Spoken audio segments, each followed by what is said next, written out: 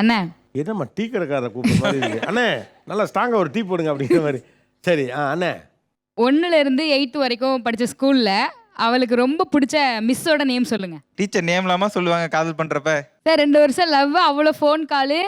ஆ, அதுக்கப்புறமும் இப்பவும் பொழுதனைக்கு பேசிட்டு தான் இருக்காங்க 2 பேரும். ஒரு ஸ்கூல்ல பிடிச்ச மிஸ் பேர் கூட தெரியல சார். தெரியல. என்ன தண்டனை அண்ணனுக்கு? பாப்பாக்கு எதனா ஒரு கவிதை சொல்றீங்களா? கவிதையா? கவிதை கவிதை. காந்தி பிறந்த பொண்ணு, ஆ, இதுதான் நான் என் லவ் பண்ண பொண்ணு. Super super. ஏமா இதுக்கு கையெல்லாம் வேற கொடுக்குறீங்க. கவிதை சொல்லுங்க. இது வந்து அந்த படத்துல வர்றதுல.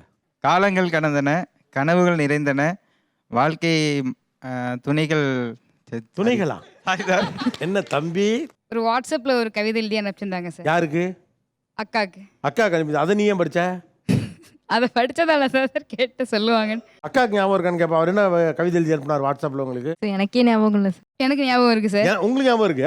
சொல்லுங்க. கொஞ்சம் ஷையா இருக்கு சார் சொல்றதுக்கு. என்னடா தம்பி அப்படி என்னடா எழுதுன? கைபேசியில் தருமுத்தம் கன்னத்தில் சேராது, ஆ, எண்ணத்தில் தோன்றியதை எழுத்தில் முடித்திடவா, கன்னத்தில் கொடுத்துவிட கொஞ்சம் பொறுத்திடவா, காத்திரு வருகிறேன் கன்னத்தில் தருகிறேன். அதே இதெல்லாம் எனக்கே தெரியாது சார். இவ்வளோ நேரம் எனக்கே தெரியாது.